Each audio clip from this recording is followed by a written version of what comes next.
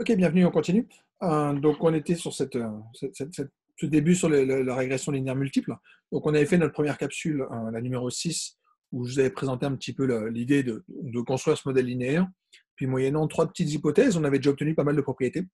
Donc, la première H1, c'était sur le fait que la matrice X devait être de Plaran, ce qui rendait la matrice X transposée X inversible. Donc, ça permettait de construire notre estimateur par moindre carré. La deuxième, c'était une hypothèse sur les résidus. Donc, on supposait juste qu'ils étaient centrés de variance constante et indépendants les uns des autres. Okay. Donc ça nous permettait de montrer qu'on avait un estimateur qui était sans biais de bêta, et en plus on avait sa matrice de variance covariance. Donc on avait montré que la variance de bêta chapeau c'était sigma à la 2 x transposé x moins 1.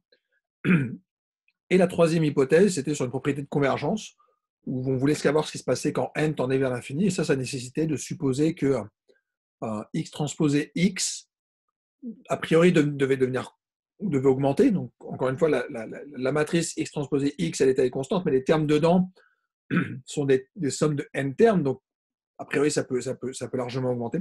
Ce qu'on demandait, c'était que ce X transposé X divisé par n tende vers quelque chose de fini. Et on a posé une condition un petit peu plus forte qui était le fait que la matrice limite soit une matrice qui soit définie positive pour avoir une interprétation en termes de variance. Donc, le fait qu'elle soit symétrique faisait qu'elle était enfin, vu la forme, on a du X transposé X, donc elle est symétrique et définie, et on demande juste qu'elle soit définie positive, donc ça c'est lié à la propriété H1 en fait. Okay.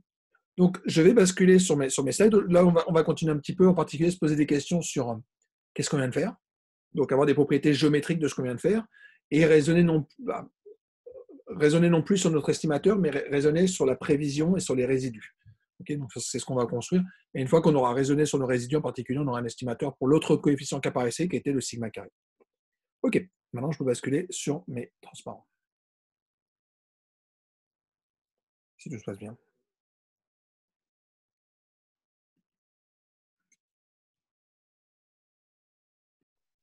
Ok, donc on est sur cette capsule numéro 7, donc de moindre carré, qui est la suite en fait numéro 2 du modèle linéaire multiple.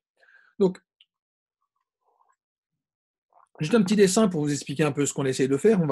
Donc on a notre variable y, on a nos variables explicatives. Alors, le dessin ici est juste fait dans le cas où on a une variable explicative x, parce qu'encore une fois, techniquement, le fait de régresser sur la constante nous rajoute de facto une première composante. Donc, déjà, un x nous met déjà dans un plan. Okay, donc, on a déjà un premier côté multivarié qui apparaît, en fait. C'est que le modèle déjà simple est en fait fondamentalement un modèle matriciel. Okay, donc, j'ai mon espace, qui est l'espace sur lequel je projette ici. Okay, donc, c'est l'espace qui est ici engendré par un x. Okay, donc, c'est l'ensemble de toutes les combinaisons linéaires. Donc, un élément qui apparaît dans ce plan. Donc, dans le plan, il y a des variables qui vont se noter en fait des y chapeaux, qui seront de la forme bêta 0 plus bêta 1 fois x. Okay, donc, on va construire des éléments qui ressemblent à ça. Okay, et ce qu'on se demande, c'est, compte tenu du x que j'observe, donc de mon y, donc j'ai mon y qui était là. Donc, j'ai mon y et je veux le projeter sur cet espace. Donc, on va considérer en fait la projection orthogonale. Okay, donc, c'est ce qui est raconté ici. Le y chapeau, celui qui nous intéresse, le y chapeau, c'est la projection orthogonale sur l'ensemble des variables explicatives. Alors, pourquoi? Parce que la projection orthogonale est par définition le point pour lequel la distance qui existe entre le plan sur lequel je projette et le point de l'espace de départ est minimale. Okay, quand je projette, la distance et la valeur minimale. Donc, en fait, le projeter, c'est effectivement, ça correspond en l'occurrence, à l'argument du minimum de la somme des carrés des erreurs, en fait. Okay, donc, c'est le point pour lequel j'obtiens le minimum de ma somme des carrés des erreurs. Donc, en fait, ici, j'ai mon epsilon. Okay, donc, par construction, l'epsilon, il sera aussi orthogonal à mon espace de départ. Okay, donc ça, je vous renvoie là encore à ce que j'avais raconté dans le modèle linéaire simple. C'est ma condition du premier ordre. Ma condition du premier ordre sur un epsilon, des epsilon chapeaux, c'est de dire que la somme des x, ij, epsilon i chapeau doit être égale à 0 pour tout j. D'accord. Donc ça, c'est ma condition du premier ordre. D'accord. Donc ça me dit bien que epsilon doit être orthogonal à toutes mes variables explicatives. Okay, donc j'ai bien une notion de projection orthogonale qu'on voit apparaître ici. Donc ça, c'était dans le livre de Cornillon et Masner. Je vous ai fait un dessin pour vous le réexpliquer. Je reviendrai sur ce dessin un peu plus tard. Je le réutiliserai pour vous expliquer en particulier des théorèmes de décomposition d'estimateurs. Donc on reviendra sur ce petit dessin à droite plus tard. Mais l'idée, c'est vraiment de dire que vous avez votre variable y, tout court, que je vais projeter. D'accord. Donc le y chapeau, c'est la variable projetée qui se trouve tout en bas. Okay. Et la différence entre y et y chapeau, c'est epsilon chapeau. Par construction, en fait. D'accord. Donc c'est ça qu'on essaye de faire. Alors, ce qu'on peut noter, donc je renvoie à la petite section que je faisais en algèbre linéaire, c'est de se dire comment est-ce que je fais pour récupérer ma matrice de projection, en fait. Okay, si jamais je vous dis que y chapeau, c'est jamais qu'une projection de la variable y, cette matrice P, je dois pouvoir la trouver. Et je vous renvoie à ce que j'avais raconté sur les capsules d'algèbre linéaire, qui consiste à dire, si jamais vous voulez projeter une variable y sur le sous-espace qui est engendré par des vecteurs x, okay, dans ces cas-là, je crée ma matrice x avec mes variables explicatives. Donc, par exemple, 1, x1, x2, si jamais je projette sur la constante x1 et x2. Donc, je mets tout ça sous une forme de matrice, mais ça, c'est exactement la matrice qu'on avait constituée, la matrice x. Et la matrice de projection, en fait, elle est indiquée ici. C'est x, x transposé x moins 1, x transposé. Donc ça, en fait, c'est une matrice de projection, c'est la matrice de projection sur l'espace engendré par toutes mes variables x. Okay, donc en fait, cette matrice-là, on va la voir réapparaître assez souvent, parce que c'est en fait ce qu'on était en train de construire. Et mine de rien, on a exactement ce qu'on voulait. Pourquoi? Parce que, je vais peut-être changer de couleur, mais si jamais je vous dis que y chapeau, c'est px de y, je vous dis que c'est x transposé x moins 1, x transposé y. Okay, mais ça, on le reconnaît. Cet objet-là, c'est tout simplement bêta chapeau. Okay, donc j'ai bien dit que x chapeau, c'est x bêta chapeau. D'accord. Donc on voit bien que l'estimateur qu'on a construit, je pourrais vous le refaire à l'envers en vous disant ce bêta chapeau, qu'est-ce que je peux en dire? On voit que si jamais je l'interprète, donc je remets ici, donc si jamais je m'intéresse à la valeur de x chapeau, c'est-à-dire la prévision que je vais faire, à la projection de ma variable y sur mon espace des variables explicatives, on reconnaît une projection orthogonale. Donc finalement, c'est l'estimateur qu'on a construit, c'est pas complètement surprenant.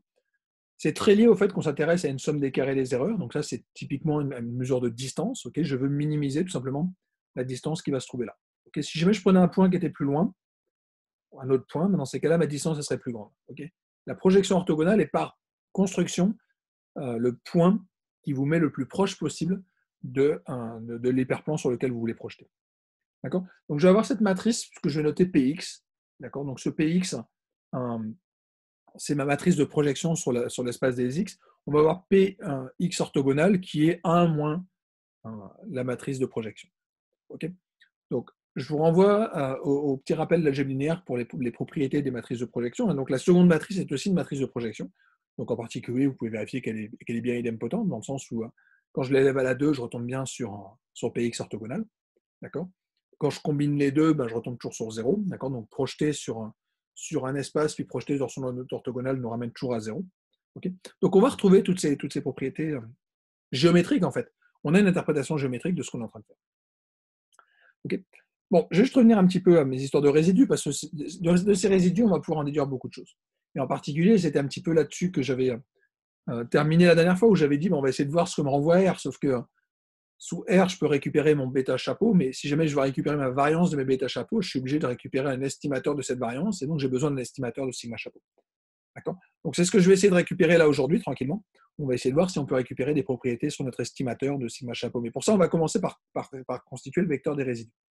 Okay, donc mon vecteur des résidus, encore une fois, c'est tout simplement y moins y chapeau. D'accord. C'est l'erreur que je n'arrive pas à projeter, que j'arrive pas à récupérer, c'est-à-dire une fois que j'ai projeté mon y sur un v de x. D'accord. Donc encore une fois, ce v chapeau, c'est la projection sur cet espace v de x. V de x étant l'espace engendré par mes variables 1, x1, x2, x3. C'est tout ce que je pourrais créer comme combinaison linéaire, en fait. D'accord. Et ce que montre cette formule, alors je la discute un petit peu. Donc c'est quoi ce epsilon chapeau? Donc c'est la différence entre ce que j'observe et ce que je prédis. Encore une fois, le terme d'à côté, c'est ce Y chapeau. D'accord? Donc, si jamais je le remplace, ben, on retombe sur la formule dont je vous parlais, c'est-à-dire qu'en fait, on projette dans l'orthogonale de, de Y. Okay, donc, c'est tout simplement en fait la projection orthogonale de mon epsilon. D'accord? Donc, ça me permet de récupérer mon epsilon chapeau. Donc ça, on va pouvoir regarder un tout petit peu les propriétés. Alors, on a quelque chose d'un tout petit peu troublant quand on regarde. Okay, alors, je ne l'ai pas mis ici, mais je vous rappelle que ma propriété numéro H2, okay, ma propriété H2 me disait quoi? Ma propriété H2 me disait mon espérance de mes résidus, elle vaut 0, et ma variance de mes résidus, elle vaut sigma 2 identité. D'accord? Donc ça, c'est les propriétés de mes vrais estimateurs, mais mes vrais estimateurs, c'est un des points importants de tous les slides précédents, mes vrais résidus, je ne les connais pas. Mes epsilon, par définition, je ne pourrais jamais les connaître. Pourquoi? Parce qu'ils découlent du modèle. Okay, comme je ne connais pas mon modèle, que je fais que l'estimer, ben, je ne récupère pas mes epsilon. Par contre, je récupère mes epsilon chapeau. Okay, donc il y a vraiment une grande différence entre les epsilon qui apparaissaient dans mon hypothèse et ce que je m'amuse à construire, c'est-à-dire mes epsilon chapeau. D'accord? Donc on peut se demander ce qu'on pourrait dire comme propriété de nos epsilon chapeau. Alors ce qu'on peut montrer assez facilement, c'est qu'ils sont bien centrés. Donc ça, en fait, ça correspondait quelque part à la condition du premier ordre. C'était le fait que mes résidus, quand vous les sommez, ils valent 1. Mais fondamentalement, l'espérance de mes epsilon chapeau vaut 0. Si jamais je regarde la variance de mes epsilon chapeau, on peut montrer qu'il a une forme un petit peu particulière. C'est que c'est pas exactement la formule qu'on espérait avoir. Okay, il y a un petit terme qui apparaît en plus. D'accord? C'est qu'en fait, la variance de mes epsilon chapeau, je récupère bien mon sigma 2, j'ai bien mon identité, mais j'enlève un petit quelque chose, et ce petit quelque chose, c'est tout simplement la matrice de projection. Donc cette formule, on va s'en souvenir, parce que cette matrice, on va la voir réapparaître plein de fois. Donc la matrice Px qui apparaît ici, en fait, c'est aussi une matrice qu'on appellera H, la matrice chapeau, hat matrix. Et on verra un petit peu réapparaître cette propriété plus tard, quand on travaillera sur les diagnostics. Donc ce qu'on appelle diagnostic, c'est quand on se demande, est-ce que mes hypothèses sont vérifiées? D'accord. Là, moyennant les deux hypothèses qui étaient les hypothèses H1 et H2, ce qu'on voit, c'est que nos epsilon chapeau, ce n'est pas exactement ce qu'on espérait. D'accord. Donc, visiblement, on a des estimateurs qui sous-estiment peut-être un peu la variance. Okay. Pourquoi? Parce que j'ai ce petit terme en plus qui apparaît, qui pourrait être un peu dérangeant. Okay. Donc, il faut juste se souvenir que nos epsilon chapeau, ce n'est pas nos epsilon. Ça reste, c'est des estimateurs de nos epsilon, mais en fait, ils ne sont peut-être pas si bons que ça. Donc, peut-être qu'il y a un moment, il faudra corriger un petit peu nos epsilon. Et j'en reparlerai quand je parlerai de résidus studentisés, où on essaiera de corriger ça. Okay, donc, on a ces propriétés. Alors, on a aussi au passage les propriétés sur la variance des Y chapeaux. Donc, ça peut nous intéresser. C'est ce que je vous dis, c'est les Y chapeaux, ben, ça reste des estimateurs sans biais de la vraie valeur. Okay, et on peut calculer leur variance. D'accord. Donc, cette formule-là, elle est intéressante. Je vais éviter de faire une croix parce qu'on a l'impression que c'est un X. Okay, et je récupère en plus la variance. Mais l'hypothèse qui nous intéresse surtout ici, c'est le fait que la variance de mes epsilon chapeau, elle est peut-être plus petite, entre guillemets, que la variance de mes epsilon. Okay, heureusement, je récupère toujours mon orthogonalité. Okay, donc mes résidus estimés sont toujours orthogonaux à ma projection. D'accord. OK. Donc, en fait, le n-p, ben, il correspond un petit peu à ça, en fait. Pourquoi? Parce que la projection, ben, elle a une dimension qui est un peu particulière. La projection, c'est la dimension de l'espace sur lequel on projette. La dimension de l'espace sur lequel je projette, c'est tout simplement P. Okay, donc, je vous rappelle que quand je vous disais que la variance de mes epsilon chapeau, c'était du sigma 2 matrice identité moins P, ben, ça serait peut-être logique de voir apparaître quelque part, donc ma projection en X, cette chose-là, quand vous regardez le rang de cette matrice, ben, je dois récupérer quelque chose qui nous fait penser à du n-p. D'accord, donc on voit un peu le pourquoi est-ce qu'on a besoin de corriger par ce P pour récupérer la variance de mon sigma carré. D'accord, on verra réapparaître ces histoires au niveau individuel. D'accord, on pourra faire des corrections au niveau individuel pour récupérer des choses qui nous intéressent. Mais globalement, on voit un peu d'où apparaît cette histoire de n-p. Donc la formule à laquelle on arrive, c'est tout simplement la formule qui est là, qui nous dit qu'un estimateur intéressant pour la variance de nos résidus, pas en tant que matrice de variance, mais en tant que sigma chapeau, okay, un- le sigma chapeau, un carré, ce sera normalement tout simplement la somme des carrés des résidus estimés divisé par 1 sur n-p. Ok, donc c'est ça qu'on va utiliser, donc qui correspond à la norme de notre résidu estimé divisé par, au carré divisé par n-p. Et la propriété qu'on a, c'est que moyennant les hypothèses, encore une fois, H1 et H2, cet estimateur est un estimateur sans biais de sigma carré. D'accord? Donc à partir du moment où j'ai cette propriété-là, comme j'ai un estimateur sans biais, on peut montrer qu'un estimateur sans biais de la matrice de variance-covariance, c'est celle que j'avais utilisée dans mes transparents précédents. Si je vous dis qu'un estimateur sans biais de votre matrice de variance-covariance, c'est celle obtenue en remplaçant la variance inconnue par son estimateur. Donc j'obtiens sigma chapeau carré, x transposé x moins 1. OK? Donc on arrive à cette première propriété. Donc encore une fois, avec H1 et H2, je récupère le fait que j'ai un estimateur sans biais. Alors, on aimerait bien avoir un petit peu plus, on aimerait bien avoir des propriétés. Alors, la variance, ça sera peut-être compliqué à récupérer, la variance de mon sigma chapeau carré, puis elle ne nous intéresse pas trop en fait. Okay. Par contre, on aimerait bien quand même s'assurer que cet estimateur est convergent. Et qui dit avoir des propriétés de convergence de cet estimateur de variance, il va falloir aller peut-être un peu plus loin.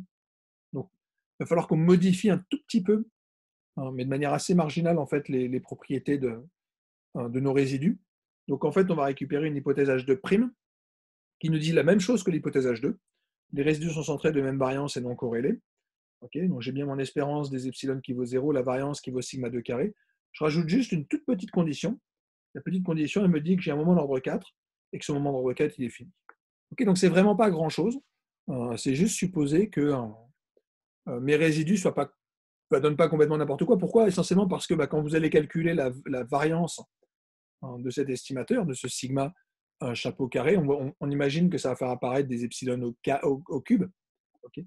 Donc encore une fois, c'est juste le fait que quand vous récupérez la variance, c'est jamais qu'une espérance d'un carré. Okay. Donc quand je vais prendre le carré d'un carré, j'ai la puissance 4. Donc c'est pour ça qu'on voit apparaître ce petit 4 ici.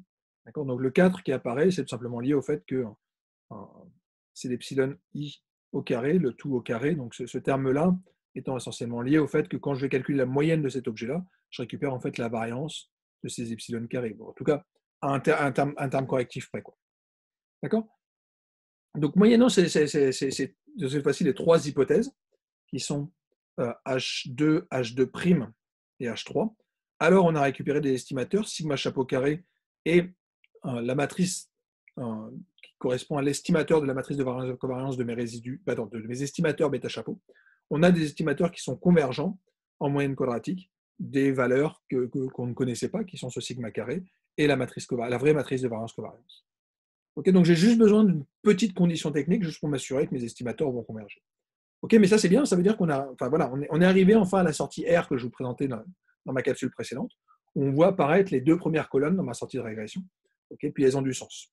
Okay, dans le sens où c'est l'estimateur de ma variance en particulier, il est convergent. Okay.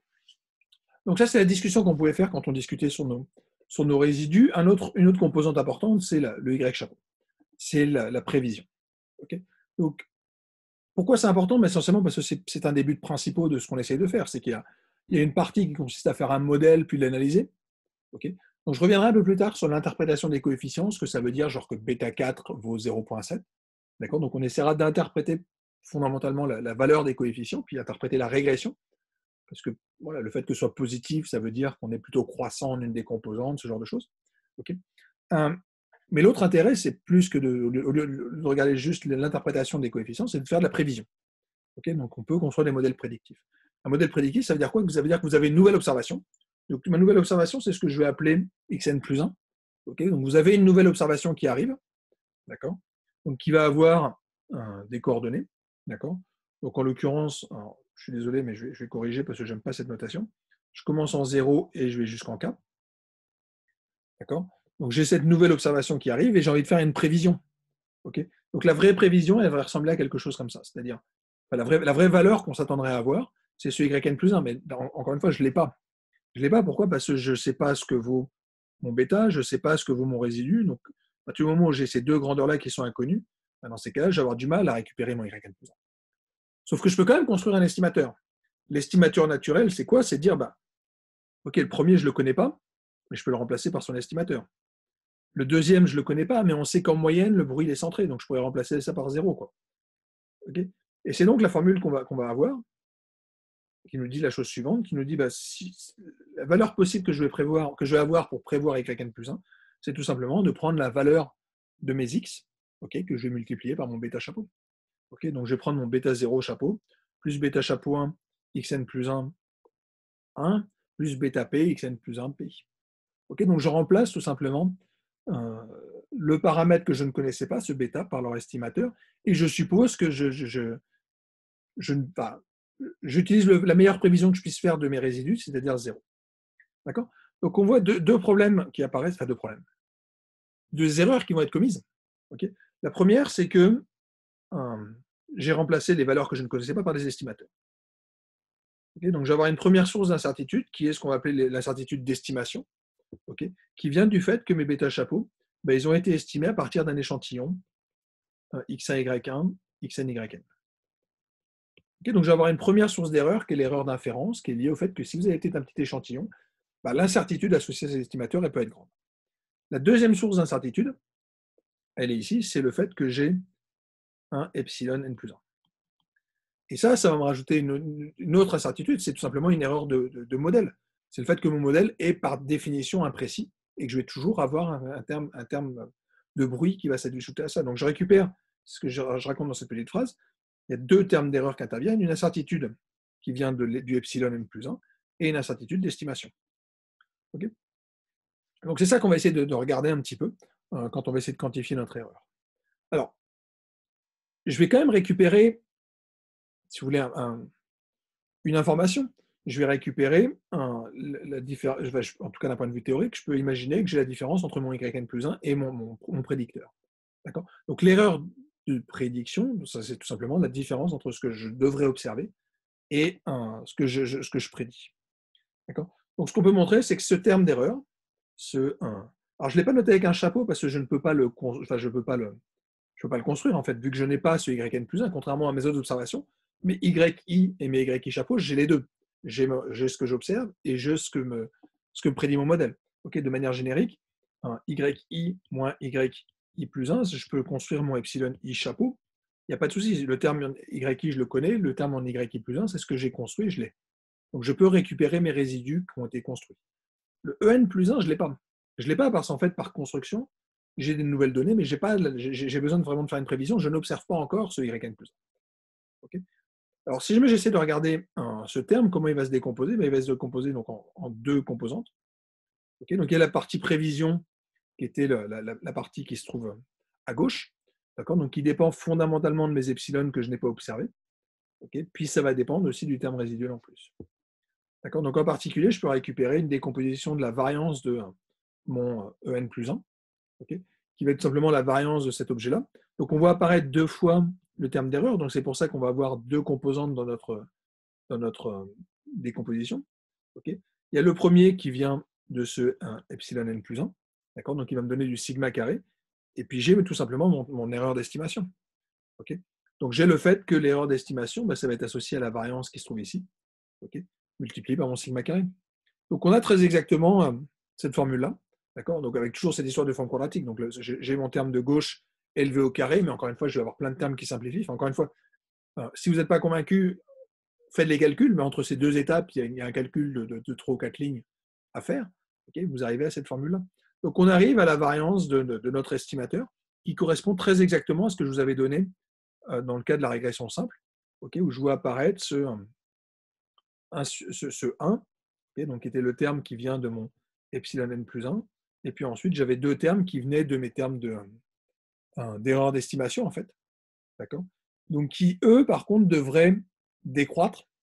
Okay, l'avantage des deux termes de droite, c'est qu'ils vont décroître quand n tend vers l'infini. Okay, plus j'ai d'observations, plus mon estimateur va être précis. Et c'est ce qu'on voit ici, le terme en 1 sur n, il tend vers 0 quand n tend vers l'infini. Le terme de droite, on ne voit pas, mais c'est juste que le terme d'en haut, c'est quelque chose d'un terme constant, okay, à peu de choses près, et le terme d'en bas, il fait intervenir n termes. Donc effectivement, plus n va être grand, plus le dénominateur va être grand. Donc le terme de droite va tendre aussi vers 0 quand n tend vers l'infini. D'accord ? Donc on voit ici apparaître l'idée que ma variance de mon erreur de prévision ne va pas attendre vers 0 quand n tend vers l'infini, parce qu'il reste fondamentalement cet epsilon n+1 que je capture, que je ne pourrai jamais récupérer. Okay, j'aurai toujours une erreur intrinsèque de modèle, mais en plus, je récupère une erreur d'estimation. Okay, donc, c'est ce qu'on observe ici. Donc, et qui correspond tout simplement à l'extension vectorielle de ce qu'on avait en dimension, dans la régression simple quand on avait fait des choses avec les 1. Okay, donc, si je veux aller un tout petit peu plus loin, on peut s'apercevoir, donc c'était sur mon histoire de projection, okay, je vous disais qu'on avait notre projection de Y. Alors, je vais peut-être juste vous refaire ça en petit dessin, mais encore une fois, ici j'ai mon Vx, okay, j'ai mon vecteur Y qui se trouvait là. Okay, donc, je vais le projeter tout simplement. Donc, je vais le projeter sur mon espace, je vais récupérer ce point qui est mon Y chapeau. Okay, puis la différence, donc mon Y chapeau va être ce vecteur-là. Okay, puis la différence entre les deux, c'est tout simplement mon epsilon chapeau. Donc l'epsilon chapeau, c'est la grandeur qui se trouve là. C'est tout simplement, encore une fois, epsilon chapeau, c'est Y moins Y chapeau. Mais le fait qu'on ait fait une projection orthogonale, ici, fait que je peux utiliser le théorème de Pythagore. Le théorème de Pythagore vous dit quoi? Il vous dit la longueur de l'hypoténuse au carré. Le carré de l'hypoténuse est égal à la somme des carrés des deux autres côtés. Donc j'ai la longueur de mon vecteur en Y chapeau et j'ai la longueur de mon epsilon chapeau. Okay, donc on récupère tout simplement quelque chose qu'on va interpréter par la suite comme une décomposition de la variance, tout simplement en intercalant une constante. Okay, donc j'ai le droit de le faire, il n'y a pas de souci. Okay, non, mais l'extension, c'est juste de dire que y moins y bar au carré. Okay, donc là, on voit apparaître la somme des yi moins y bar au carré. Donc ça, à peu de choses près, à n près, c'est la variance de mes y. Okay, ça va se décomposer comme étant la somme des y chapeau i moins y bar.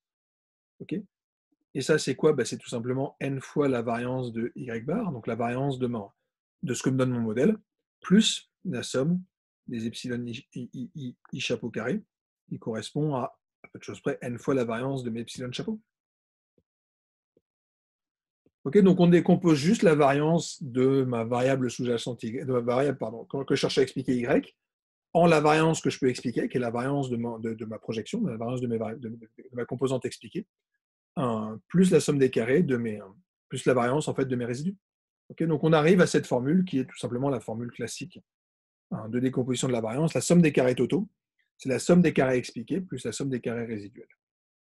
Okay, donc ça, c'est la formule qui va nous permettre de construire un bon proxy, un bon indicateur de est-ce que ma projection est bonne. Okay, tout simplement en regardant des ratios. Donc en regardant ce ratio, donc ce qu'on appellera le R2. Okay, donc le R2, c'est tout simplement le ratio entre la composante que j'arrive à expliquer de ma variance et la variance totale que j'avais. Okay, donc qui est forcément quelque chose compris entre 0 et 1.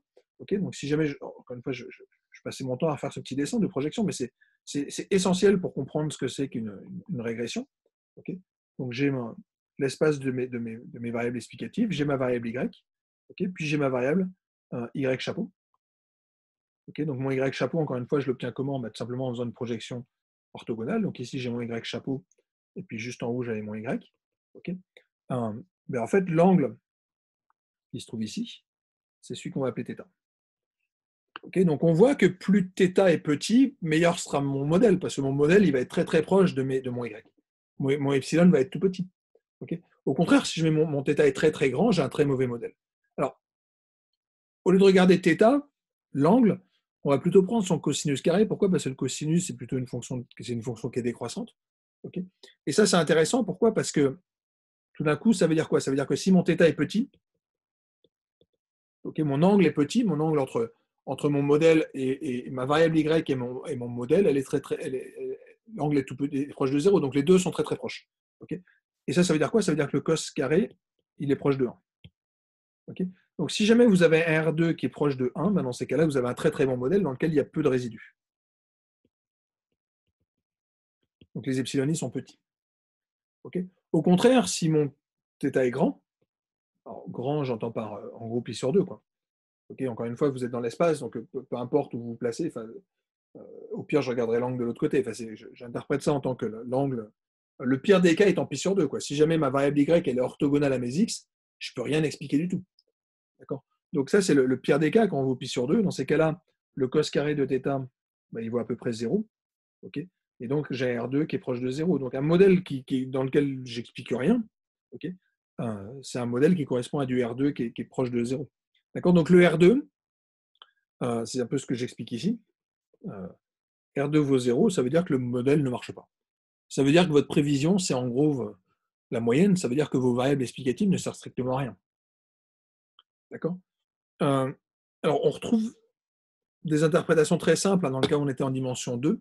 En dimension plus grande, ce sera plus compliqué, d'accord? Donc, je n'aurai pas de vraie explication à, à- à part celle que je vous fais ici, avec du cos carré dans l'espace, d'accord? Mais on retrouve l'idée euh, d'une interprétation en termes de corrélation, sauf qu'on ne la voit pas encore très clairement. D'accord? Donc, c'est ça que ça nous raconte. Donc, le R2 sera généralement un indicateur assez prisé pour quantifier quelque part la qualité du modèle. Donc, c'est ce qu'on appelle le coefficient de détermination. Donc, le R2, c'est la somme des carrés des résidus expliqués, la somme des carrés expliqués, SCE, divisé par la somme des carrés totaux. Ou alors, sinon, je peux l'interpréter avec la formule de droite qui vous dit c'est 1 moins la somme des carrés des résidus sur la somme des carrés totaux. Okay, ce sont les deux formules classiques, mais voilà, qui sont équivalentes de par la décomposition de la variance ou la décomposition de la somme des carrés des Y. OK. Alors, je vais juste vous en introduire un autre, et je reviendrai sur la discussion de pourquoi est-ce qu'il est important. Ça va être associé à ce qu'on appelle un principe de parcimonie. L'idée du principe de parcimonie, c'est de dire, mais là encore, je l'avais déjà défini un petit peu dans la capsule d'introduction, le principe de parcimonie veut dire, c'est bien d'avoir un bon modèle, mais c'est mieux d'avoir un modèle simple. Le problème du R2, c'est que, je vous renvoie à sa formule, le R2 il est là, et encore une fois, faites-le sur des bases de données, trouvez des bases de données sur GitHub ou même sur Internet, trouvez des bases de données, faites des régressions, vous verrez que dès que plus vous rajoutez de variables, meilleur sera votre R2. Okay, c'est mécanique. Okay. J'aurai toujours une meilleure explication en rajoutant même une variable qui ne sert pas à grand-chose, mais qui m'explique toujours un tout petit peu. Okay, je vais toujours récupérer un R2 qui sera plus grand. Donc en gros, ce qu'il vous dit, si jamais vous utilisez le critère pour vous dire est-ce que j'ai un bon modèle, il va toujours vous dire prends le modèle le plus compliqué. Et ça, ce n'est pas forcément satisfaisant. Donc en fait, on a envie de corriger un petit peu par le nombre de variables explicatives, tout simplement pour dire rajouter une variable, ce n'est pas forcément très intéressant. Il faut quand même que je gagne un tout petit peu sur la variance de mes résidus. Oui, certes, ma variance des résidus va baisser. C'est mécanique, encore une fois, c'est l'histoire des modèles imbriqués. Okay. On reviendra là-dessus sur ces modèles imbriqués. Mais dès lors que vous rajoutez des variables, okay, vous allez forcément réduire votre variance des résidus, donc le modèle sera meilleur. Donc on a un R2 ajusté qui existe. Donc c'est ce R2 indice A ou R2 bar. Okay. Ce R2 ajusté, je l'obtiens comment? Tout simplement, au lieu d'avoir juste 1 moins la somme des carrés des résidus sur la somme des carrés totaux, je vais rajouter ce petit terme en plus, du n sur n-. Okay, donc le R2 classique, encore une fois, c'est 1 moins la, la, la, la, somme des carrés totaux, divisé par la somme des carrés, la somme des carrés des résidus sur la somme des carrés totaux. On va juste mettre ici un petit coefficient qui va être un peu plus pénalisant quelque part. Okay, donc c'est un peu ce qu'explique cette formule-là. Ce que je suis en train de, la formule du dessous pardon, vous dit que le R2 ajusté moins 1, c'est n-1 sur n-p, R2-1. D'accord? Donc en fait, je vais multiplier par ce coefficient correctif en vous disant plus P va être grand, plus le R2-1 devrait être pénalisé. D'accord? Donc c'est une notion de pénalisation sur laquelle je reviendrai un petit peu plus tard, qui consiste à dire que passer de P à P plus 1, ça a un coût. Okay, donc tout ça, je le referai, les histoires d'augmentation, de sélection de variables et ce genre de choses. J'en parle tout de suite parce que, essentiellement, dans la sortie de R, on va avoir ce R2 ajusté qui apparaît. D'accord, donc, vu que l'idée, dans un premier temps, c'est d'expliquer la sortie qu'on a sous R, je vous définis ce R2 ajusté, je reviendrai plus longuement sur son interprétation et sur son importance. Okay, mais ce qu'il faut juste comprendre, c'est que c'est lié au fait que le R2, c'est jamais un très très bon critère, essentiellement parce qu'entre un modèle avec P variable et le même modèle avec une variable en plus, je peux vous assurer que le R2 sera meilleur, dans le sens où il sera plus grand, okay, quand vous avez une variable en plus. Et ça, ce n'est pas forcément pertinent. En tout cas, ce n'est pas forcément très utile pour construire des modèles et faire des choix de modèles. Donc là, on est bon, dans le sens où on avait déjà vu qu'on savait construire ces estimateurs-là. On avait vu qu'on savait construire ces estimateurs-là. Donc encore une fois, ici, je récupère mes bêta chapeaux. Ici, je récupère l'estimation de ma variance de mes estimateurs, c'est-à-dire sigma 2 chapeau x transposé x-1. Okay, donc ça, on savait faire. On avait aussi récupéré la grandeur qui était là. Okay, ce sont 780, c'était tout simplement l'écart type sigma chapeau. Et on était presque bon. Alors, le 996, j'en ai pas parlé. Le 996, c'est n-p. D'accord? Donc, c'est les nombres de degrés de liberté. C'est classiquement ce qu'on utilise. C'est ce qu'on avait évoqué tantôt quand je vous ai dit pour estimer votre variance de vos résidus, on va diviser la somme des carrés des epsilon i chapeau par 1 sur n-p. Ce 1 sur n-p, c'est l'histoire des degrés de liberté. Ok, donc toutes ces grandeurs-là, on les avait. Là, ce que je vous dis depuis 5 minutes, c'est qu'on a ce R2 global, donc qui fait ici 25%, et le R2 ajusté qui fait un petit peu moins. Okay, donc classiquement, le R2 ajusté sera un peu plus petit que le R2. Okay, ici, il fait 0,2566. Ok, donc on a fait ici toutes les sorties, j'allais dire déterministes, enfin toutes les grandeurs classiques de notre régression. Okay, la chose qui nous manque, c'est essentiellement il y a deux choses qui nous manquent. La première, c'est cette grandeur-là, c'est la t-value. Mais la t-value qui se trouve dans cette colonne, c'est associé à un test. Okay, et le dernier qui nous reste ici, c'est cette f statistique qui est là aussi un test. Donc les deux choses qui nous manquent sont des tests. Et je vous renvoie au petit rappel qu'on avait eu, un rappel de proba et de stat. Comment je construis des tests en faisant des hypothèses de loi. D'accord? Donc là, on se retrouve un petit peu bloqué dans la construction de notre modèle, dans le sens où je ne pourrais pas aller plus loin sans rajouter d'hypothèses. Okay, donc on va assez naturellement rajouter une petite hypothèse qui serait une hypothèse de loi. Okay, alors, repensez à comment j'avais construit mes estimations, comment je vous avais montré qu'on avait un estimateur sans biais, tout simplement en disant je vais remplacer, donc j'avais dit que je calculais l'espérance de bêta chapeau. Donc, bêta chapeau, c'est x transposé x moins 1, x transposé y, puis je remplaçais y par x bêta plus epsilon en disant les x et les y qui sont donnés, le bêta il est inconnu, mais encore une fois il existe, okay, et ma partie aléatoire c'est mon epsilon. Donc en fait, dans mon modèle, la partie aléatoire c'est les epsilon. Donc en fait, comment je vais faire cette hypothèse de loi? Tout simplement en rajoutant une propriété de distribution sur mes résidus. Okay, donc on avait l'hypothèse H2 qui nous disait qu'on voulait que nos estimateurs, pardon, nos résidus epsilon soient centrés, on voulait qu'ils soient de variance constante. Là, on n'aura plus le choix. Si on veut aller un peu plus loin et faire des tests, il faut rajouter une hypothèse de loi. Donc on va voir qu'on va modifier un petit peu l'hypothèse H2 pour pouvoir faire pour récupérer des lois sur toutes nos grandeurs et pouvoir faire des tests. OK? Donc voilà un petit peu pour ma deuxième capsule sur le modèle linéaire multiple. Je vais m'arrêter là et on se retrouve bientôt pour la suite. À bientôt.